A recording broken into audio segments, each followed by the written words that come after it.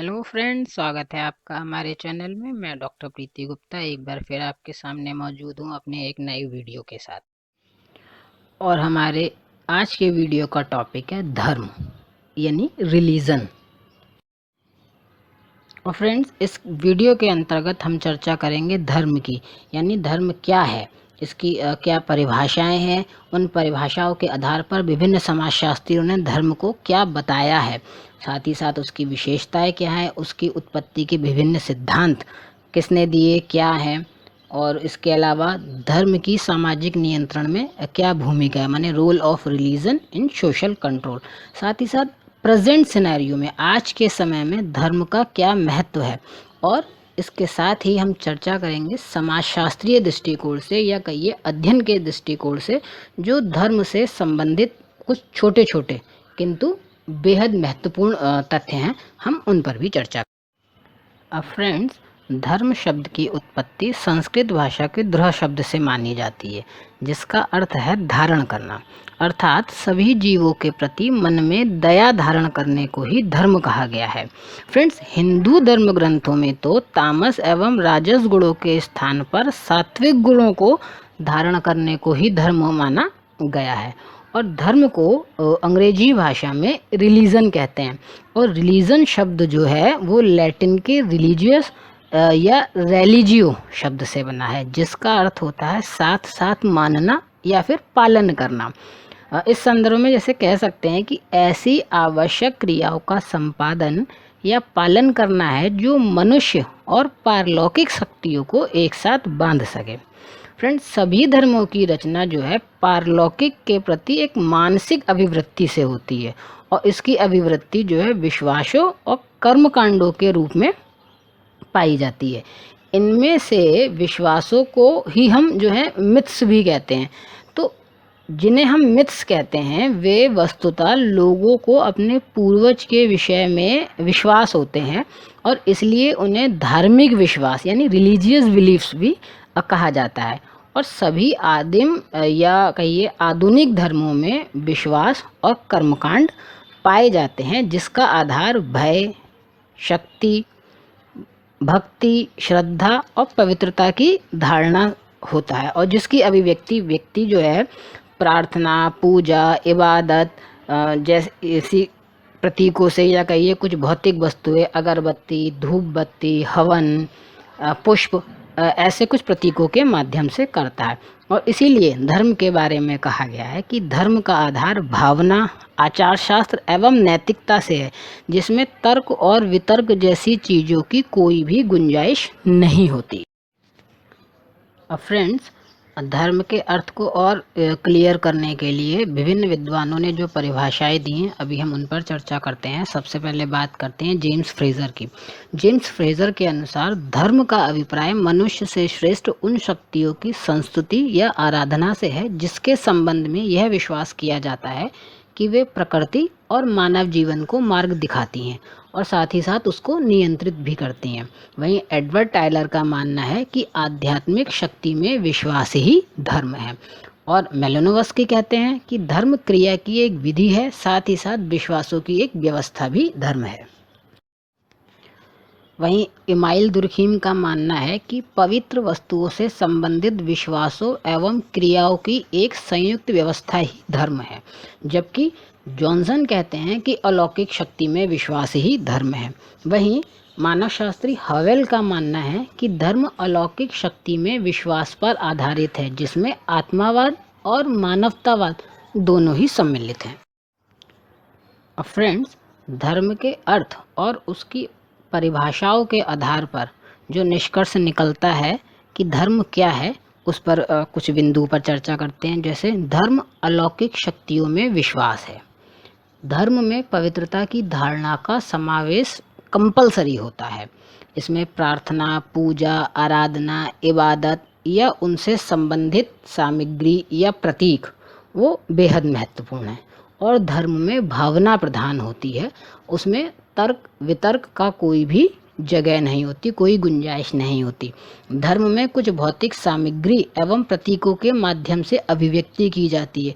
वो भौतिक सामग्री धूप बत्ती, अगरबत्ती, हवन, पुष्प, प्रसाद इस तरह के जो है भौतिक सामग्री होती हैं, या ओम, क्रॉस, इस तरह के कुछ स्वास्तिक जैसे प्रतीक होते हैं जिनकी अभिव्यक्ति की जाती है।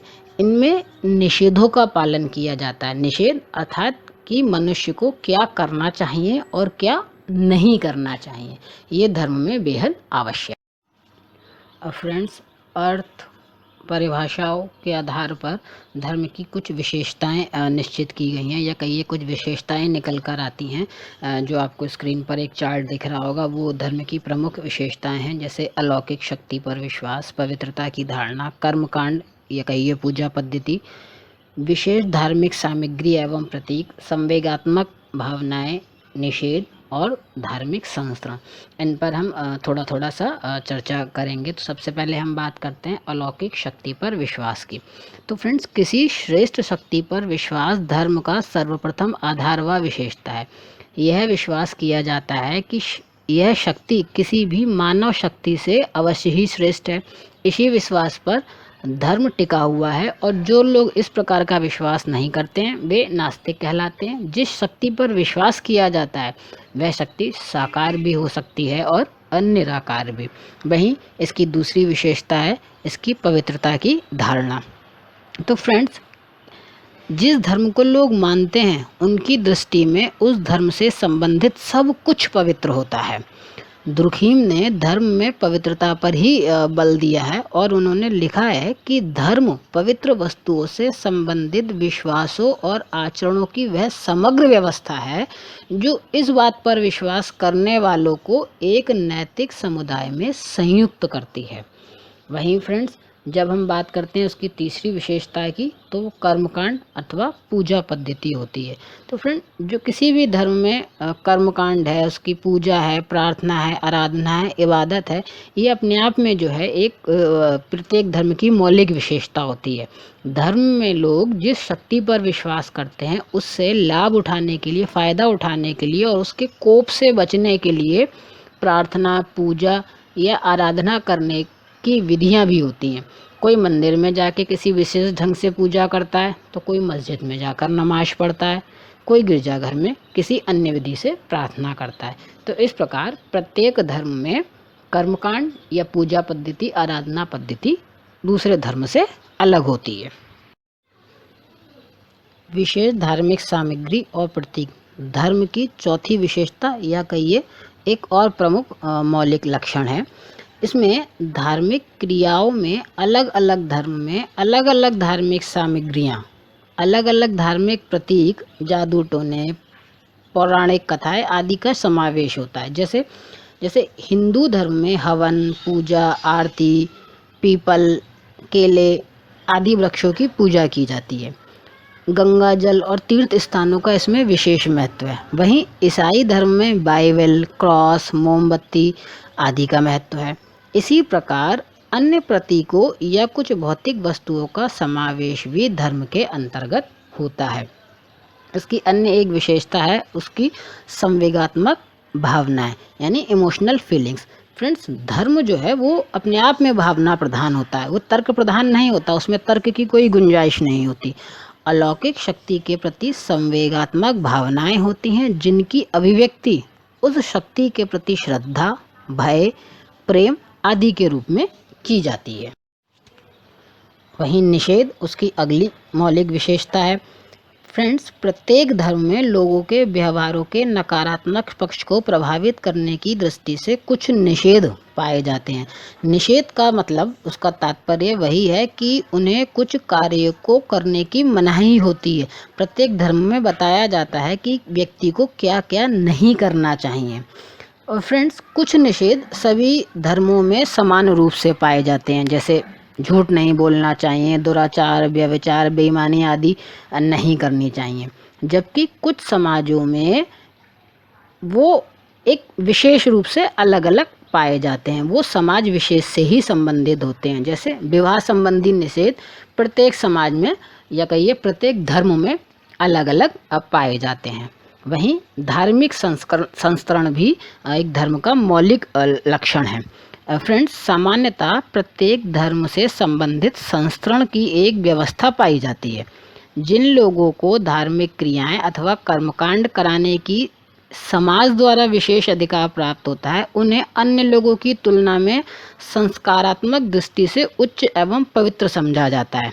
जैसे पुजारी, ब्राह्मण, महंत, पादरी, मौलवी, ओझा आदि आते हैं। ये अपने आप ही समाज में जो है एक ऊंचे स्थान पर पहुंच जाते हैं। और वहीं संस्तरण की प्रणाली में दूसरा स्थान उन लोगों का होता है जो धर्म के अंतर्गत बताए मार्ग पर चलते हैं, यानी जो धर्म के फॉलोअर्स होते हैं। जो लोग धार्मिक आदेशों का पालन नहीं करते हैं, धर्म विरुद्ध कार्य करते हैं अथवा अपवित्रता लाने वाली वस्तुओं के संपर्क में आते हैं, उन्हें धार्मिक दृष्टि से समाज में निम्नतम स्थान प्राप्त होता है। और अब बात करते हैं धर्म की उत्पत्ति के विभिन्न सिद्धांतों की। तो फ्रेंड्स, ये जो है मुख्यतः 6 प्रकार के पाए जाते हैं। आत्मावाद या जीववाद, जीवित सत्तावाद या मानववाद, प्रगतिवाद, धर्म का सामाजिक सिद्धांत, धर्म का प्रकार्यवादी सिद्धांत और फ्रेजर का सिद्धांत। ये फ्रेंड्स 6 सिद्धांत है जो जिनके अलग अलग देने वाले विद्वान हैं, समाजशास्त्री हैं, और इन पर हम आगे एक एक करके चर्चा करते हैं। फ्रेंड्स, धर्म की उत्पत्ति के सिद्धांत के संदर्भ में सबसे पहले हम बात करते हैं आत्मावाद या जीववाद की। यानी आदिम धर्म के बारे में जो सर्वप्रथम सिद्धांत था आत्मावाद या जीववाद का, यह अंग्रेज मानवशास्त्री टाइलर ने दिया। इन्होंने धर्म के उद्गम को खोजा और उसकी एक डिटेल्ड डिस्क्रिप्शन दिया, उसकी एक विस्तृत व्याख्या ही की, और साथ ही साथ उसका जादू और विज्ञान के साथ कनेक्शन भी बताया। हर्बर्ट स्पेंसर ने भी इस मत का समर्थन किया।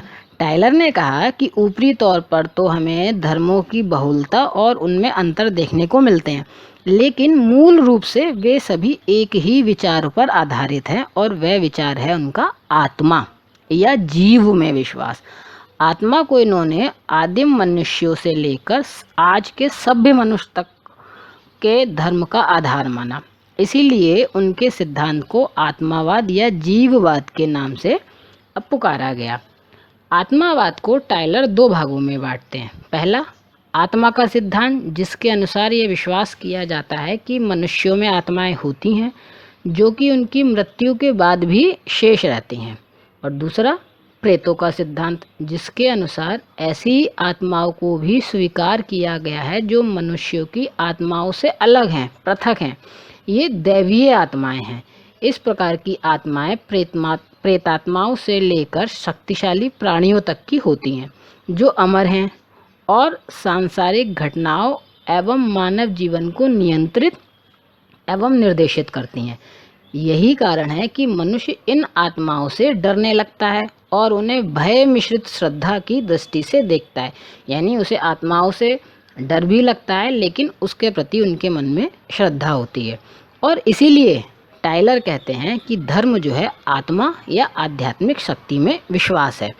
तो इस प्रकार टाइलर के मतानुसार इन अमूर्त और अभौतिक प्रेतात्माओं के प्रति भय एवं श्रद्धा ही आदिम धर्म का मूल है। धर्म की उत्पत्ति के सिद्धांत के अंतर्गत दूसरा सिद्धांत है जीवित सत्तावाद या मानववाद। फ्रेंड्स, कुछ मानवशास्त्रियों ने आत्मावाद से पूर्व जीवित सत्तावाद का अस्तित्व स्वीकार किया है। इस सिद्धांत की मान्यता है कि प्रत्येक वस्तु में, चाहे वो जड़ हो या चेतन, एक जीवित सत्ता होती है जो कि अलौकिक होती है, और इस सत्ता में विश्वास और उसकी आराधना एवं पूजा से ही धर्म की उत्पत्ति हुई है। इस मत को प्रारंभ में मैक्स मूलर और प्रियुस ने प्रस्तुत किया। कॉडरिंगटन एवं मेरिट ने इसे एक विशेष प्रकार से प्रस्तुत किया जो मानावाद के नाम से जाना जाता है। मेलेनेशिया के लोग अलौकिक शक्ति को माना के नाम से पुकारते हैं, और इसी कारण मेरिट ने अपने इस सिद्धांत को मानावाद का नाम दिया। मेलेनेशिया की जनजातियों में यह विश्वास है कि किसी भी कार्य की सफलता या असफलता माना की शक्तियों पर ही निर्भर करती है, और भारतीय जनजातियों में भी मजूमदार ने माना जैसी शक्तियों का उल्लेख किया है। हो लोगों में बोंगा की अवधारणा, उत्तरी अमेरिका की जनजातियों में ओरेंडा, और दूसरी जगहों पर एरन एवं बकुआ की अवधारणा भी मेरिट के इस सिद्धांत के अंतर्गत ही आती है। माना की परिभाषा करते हुए कॉडरिंगटन लिखते हैं कि माना एक शक्ति है जो भौतिक या शारीरिक शक्ति से सर्वथा भिन्न है। ये भले और बुरे सभी रूपों में कार्य करती है और इस पर आधिपत्य या नियंत्रण पाना लाभदायक है। यह अलौकिक इस अर्थ में है कि यह सब चीज़ों पर प्रभाव डालने के लिए जिस रूप में कार्य करती है वह मनुष्यों की साधारण शक्ति से परे है और प्रकृति की साधारण प्रक्रियाओं से बाहर है। इस संदर्भ में लोभी कहते हैं कि माना विद्युत धारा की तरह व्यक्ति एवं वस्तुओं को प्रभावित करती है और एक दूसरे में आ जा सकती है। किसी कार्य में सफलता माना के कारण और असफलता इसकी अनुपस्थिति के कारण ही मिलती है। मेरिट ने अपने अध्ययन द्वारा यह निष्कर्ष भी निकाला है कि माना एक अवैयक्तिक, अशारीरिक और अलौकिक शक्ति है जो अच्छे और बुरे दोनों रूपों में मनुष्य को प्रभावित करती है। इस सिद्धांत को कुछ जगह पर टैबूवाद यानी निषेध का सिद्धांत भी कहा गया है। धर्म की उत्पत्ति के सिद्धांत में अब हम बात करते हैं प्रकृतिवाद के सिद्धांत की। फ्रेंड्स, मैक्स मूलर का प्रकृतिवाद जीवित सत्तावाद का ही एक रूप है। मैक्स मूलर जर्मन विद्वान थे जो संस्कृत और अन्य भाषाओं के भी अच्छे जानकार थे। उन्होंने धर्म की उत्पत्ति को प्राकृतिक शक्तियों एवं घटनाओं की पूजा में ढूंढा। इसके लिए उन्होंने भारतीय एवं यूरोपीय पौराणिक कथाओं का सहारा भी लिया। मैक्स मूलर के इस सिद्धांत को मिस्र और अन्य स्थानों पर होने वाली पुरातत्व खुदाइयों से भी बहुत बल मिला। मिस्र में रा अर्थात सूर्य को सबसे बड़ा देवता माना गया है। भारत में भी सूर्य, चंद्र, वायु, अग्नि, वर्षा आदि प्राकृतिक वस्तुओं की पूजा हमेशा से की जाती रही है। प्राकृतिक शक्तियों से आदि मानव के मन में भय, प्रेम, आश्चर्य एवं आतंक की भावना पैदा हुई होगी, ऐसा माना जाता है। उसने सोचा होगा कि इन प्राकृतिक वस्तुओं में अवश्य ही कोई शक्तिशाली वस्तु निवास करती है जो इनका संचालन, नियंत्रण और निर्देशन करती है। अतः उसने इन प्राकृतिक वस्तुओं को जानदार समझा। और कुछ भी हो फ्रेंड्स, आदि मानव प्रकृति की इस विशालता के सम्मुख नतमस्तक होता गया और यहीं से धर्म की नींव पड़ती मालूम पड़ती है। और फ्रेंड्स, अगला सिद्धांत है धर्म का सामाजिक सिद्धांत, जो एमाइल दुर्खीम ने दिया है। दुर्खीम ने धर्म की उत्पत्ति से संबंधित विभिन्न सिद्धांतों की आलोचना इस आधार पर की है कि धर्म एक सामाजिक तथ्य है और उसकी उत्पत्ति में सामाजिक कारकों का भी हाथ रहा है। अब तक के सभी सिद्धांतों में सामाजिक कारकों की अवहेलना की गई है।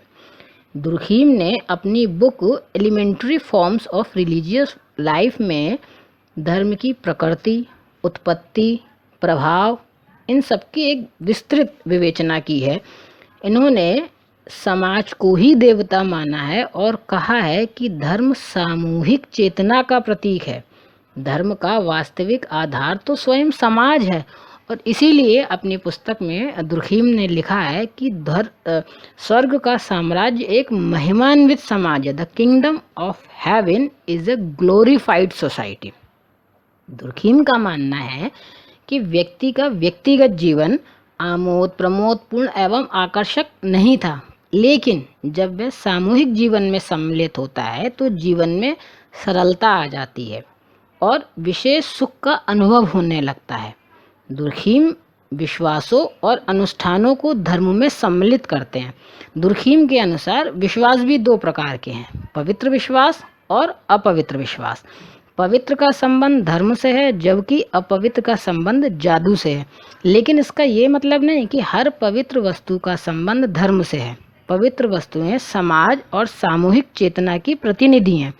पवित्र को अपवित्र से दूर रखने के लिए विभिन्न संस्कारों, उत्सवों और आचरणों को जन्म दिया गया, जिनके पीछे संपूर्ण समूह या कहिए समाज की स्वीकृति और शक्ति है। अन्य शब्दों में जिसे कह सकते हैं शॉर्ट में कि ये विधि विधान एवं विश्वास समाज की सामूहिक सत्ता एवं चेतना के प्रतिनिधि हैं। इसीलिए व्यक्ति उनके सामने झुकता है, उनसे डरता है और उनके अनुरूप ही व्यवहार करता है, आचरण करता है। इसका कारण यह है कि व्यक्तिगत शक्ति की तुलना में समूह की शक्ति महान है और यहीं पर धर्म की नींव पड़ती है, ऐसा दुर्खीम का मानना है। फ्रेंड्स, अब बात करते हैं धर्म के प्रकार्यवादी सिद्धांत की। दोस्तों, समाज में संस्कृति की आवश्यकता एवं महत्व को प्रदर्शित करने के लिए ही प्रकार्यवाद का जन्म हुआ। प्रकार्यवादियों का मत है कि संस्कृति का कोई भी तत्व व्यर्थ नहीं होता, बल्कि समाज में उसका प्रचलन इसलिए होता है कि वह मानव या समाज की किसी न किसी आवश्यकता की पूर्ति करता है, और धर्म का अस्तित्व भी समाज में इसी कारण से है। मेलिनोवस्की और रिटकी ब्राउन ने आदिम धर्म की प्रकार्यवादी व्याख्या की है। मेलिनोवस्की के अनुसार धर्म मनुष्य को मानसिक, शारीरिक शांति एवं स्थायित्व प्रदान करने की युक्ति है। मानसिक तनाव एक व्यक्ति के जीवन में ही नहीं बल्कि अनेक लोगों के जीवन में आता है, अनेक लोगों की लाइफ में आता है, या कहिए सभी की लाइफ में आता है। इसीलिए इन्हें दूर करने के लिए की जाने वाली क्रियाओं में सभी व्यक्ति रुचि रखते हैं। सभी व्यक्तियों की रुचि होने और सारे समूह द्वारा उन क्रियाओं में भाग लेने के कारण ही धार्मिक नियमों के पीछे सारे समाज की शक्ति होती है। धर्म ही समूह के मूल्यों और मान्यताओं की रक्षा करता है। वहीं रिटकी ब्राउन मानते हैं कि मनुष्य की समाज पर आश्रितता यानी डिपेंडेंसी को प्रकट करने के लिए ही धर्म का उदय हुआ है।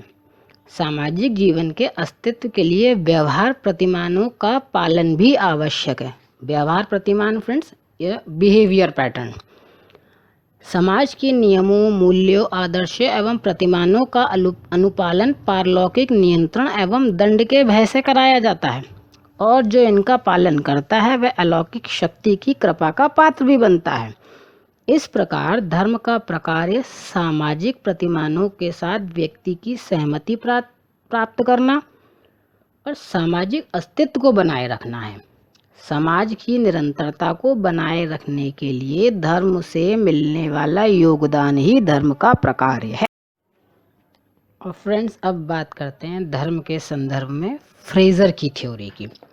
फ्रेजर के अनुसार सबसे पहले आदिम मनुष्यों ने जादू टोने के द्वारा प्रकृति पर नियंत्रण करके अपने उद्देश्यों की पूर्ति करने का प्रयास किया और असफल हो गया, और साथ ही असफल होने पर उसने ये मान लिया कि संसार में उनसे भी कोई अधिक शक्तिशाली है जो उनके प्रयत्नों को व्यर्थ कर देता है, असफल कर देता है, और इस कारण उस शक्ति पर जादू टोने के द्वारा शासन करना बिल्कुल भी संभव नहीं है, पॉसिबल नहीं है। और उनकी इसी धारणा के फलस्वरूप उस शक्ति पर शासन करने की इच्छा छोड़कर उन्होंने उस शक्ति की आराधना करने का विचार किया और उसकी आराधना या इबादत आरंभ कर दी, और इसी से धर्म की उत्पत्ति हुई। फ्रेजर के अनुसार धर्म की प्रारंभिक अवस्था जो है वो जादू टोना ही थी, और जादू टोने से निराश होकर ही लोगों ने धर्म की शरण ली। इस प्रकार धर्म जो है वो प्रकृति के द्वारा पराजित मनोवृत्ति का ही परिणाम है, ऐसा फ्रेजर का मानना है। और फ्रेंड, इतनी विवेचना के बाद हम ये जान सकते हैं कि धर्म की सामाजिक नियंत्रण में क्या भूमिका है, जिनको हम बिंदुवार डिस्कस करेंगे। जैसे धर्म मानव व्यवहार को नियंत्रित करता है, क्योंकि धर्म जो हो चाहे कोई भी हो, प्रत्येक धर्म में अच्छा बुरा जैसे लेकर कुछ निश्चित धारणाएं होती हैं, और जिससे मानव जो है अपने व्यवहार को नियंत्रित करता है और वो धर्म को फॉलो करता है। वहीं धार्मिक विश्वास जो है मानव आचरण को संचालित व निर्देशित भी करते हैं। मतलब कि जब हम किसी धर्म विशेष को फॉलो करते हैं तो उसके जो नियम है, उसका जो निर्देशन है, उसकी जो सिस्टम है उसको फॉलो करने का, हम उन नियमों से बंधे हुए होते हैं और उस धर्म के अनुरूप ही अपना दैनिक जीवन का व्यवहार आचरण रखते हैं। तो इससे भी व्यक्ति का जीवन जो है एक बैलेंस तरीके से डेवलप होता रहता है। वहीं धर्म जो है मानव में सद्गुणों का विकास करता है। सद्गुणों का विकास इस अर्थ में क्योंकि प्रत्येक धर्म में कुछ ना कुछ एक शाश्वत अच्छाई छुपी रहती है जो व्यक्ति को एक पवित्रता या अपवित्रता की धारणा को बताती है, और हर व्यक्ति अपने धर्मानुसार उचित सही या पवित्र को फॉलो करता है। और जब वो इस सिस्टम पर रहता है तब उसमें अपने अपने धर्म के स्वरूप जो है सद्गुणों का विकास होता है, उसमें एक जो है पॉजिटिव डेवलपमेंट होता है। और उसी के आधार पर धर्म जो है मानव के मन में, मनुष्य के मन में सुरक्षा की भावना भी पैदा करता है, और उस सुरक्षा की भावना से व्यक्ति के जीवन में एक स्थायित्व आता है और वो अपने व्यवहार को उसके अनुरूप नियंत्रित और निर्देशित करता है। वहीं धर्म जो है मानव आचरण में पवित्रता की भावना उत्पन्न करता है, उसको व्यवहार को जो है नियंत्रण करता है, क्योंकि अपवित्र कार्य करने पर धार्मिक शुद्धि का आदेश लगभग लगभग सभी धर्मों में दिया गया है। तो उस व्यवहार से बचने के लिए, उस कर्मकांड से बचने के लिए मानव जो है अपने आचरण में, अपने व्यवहार में पवित्रता को शामिल करता है। वहीं फ्रेंड धर्म जो है आज हमारे आर्थिक जीवन को भी नियंत्रित और निर्देशित करता है। इस संदर्भ में एक बात हम कहना चाहेंगे कि जो मैक्स वेबर ने कही है। मैक्स वेबर ने विश्व के 6 महान धर्मों को, यानी हिंदू, बौद्ध, ईसाई, इस्लाम, यहूदी और कन्फ्यूशियन का अध्ययन करके इस निष्कर्ष पर पहुँचे कि धार्मिक आचारों का प्रभाव उस धर्म को मानने वाले समुदाय के सदस्यों की आर्थिक व्यवस्था पर भी पड़ता है। वेबर के अनुसार प्रोटेस्टेंट धर्म में कुछ ऐसी विशेषताएं हैं जो पूंजीवाद के विकास में सहायक सिद्ध हुई हैं। वहीं धर्म जो है धार्मिक संस्कारों के माध्यम से भी नियंत्रण स्थापित करता है। जैसे हिंदू जीवन में जो है संस्कार, इसका जो है बहुत अच्छा उदाहरण हम कह सकते हैं। इस संदर्भ में डॉक्टर राजवली पांडे ने लिखा भी है कि हिंदू संस्कारों में अनेक आरंभिक विचार, धार्मिक विधि विधान, उनके सहवर्ती नियम, अनुष्ठान भी सम्मिलित हैं, जिनका उद्देश्य केवल औपचारिक दैहिक संस्कार ना होकर व्यक्ति के संपूर्ण व्यक्तित्व का परिष्कार, शुद्धि एवं नियमन भी है। जैसे हिंदुओं में विवाह एक धार्मिक संस्कार है। ये एक ऐसा पवित्र बंधन है जो ईश्वर द्वारा निश्चित है, गॉड मेड है। तो इसका रिजल्ट ये रहता है कि हिंदुओं में डिवोर्स बहुत कम होते हैं, यानी विवाह विच्छेद बहुत कम होता है। इसी तरह इस्लाम में भी कुछ अपने संस्कार हैं, अकीका, मक्तब, खतना, ऐसे बहुत सारे संस्कार हैं। इनमें खतना जो है सबसे महत्वपूर्ण संस्कार है, और इसके बिना मुस्लिम बालक का इस्लाम धर्म में प्रवेश माना ही नहीं जाता। इस संस्कार के बाद ही बच्चे को धार्मिक प्रार्थना करने, रोजा रखने आदि का अधिकार प्राप्त होता है। तो फ्रेंड मतलब इन शॉर्ट हम कह सकते हैं कि धार्मिक संस्कारों के माध्यम से व्यक्ति के व्यवहारों को नियंत्रित करने का कार्य हमेशा चलता रहा है और भविष्य में ही चलता भी रहेगा। और फ्रेंड्स इतनी चर्चा के बाद हम संक्षेप में बात करते हैं इन शॉर्ट कि धर्म का हमारे जीवन में महत्व क्या है। तो फ्रेंड्स हम यही कह सकते हैं कि धर्म ही समाज का प्राथमिक आधार है।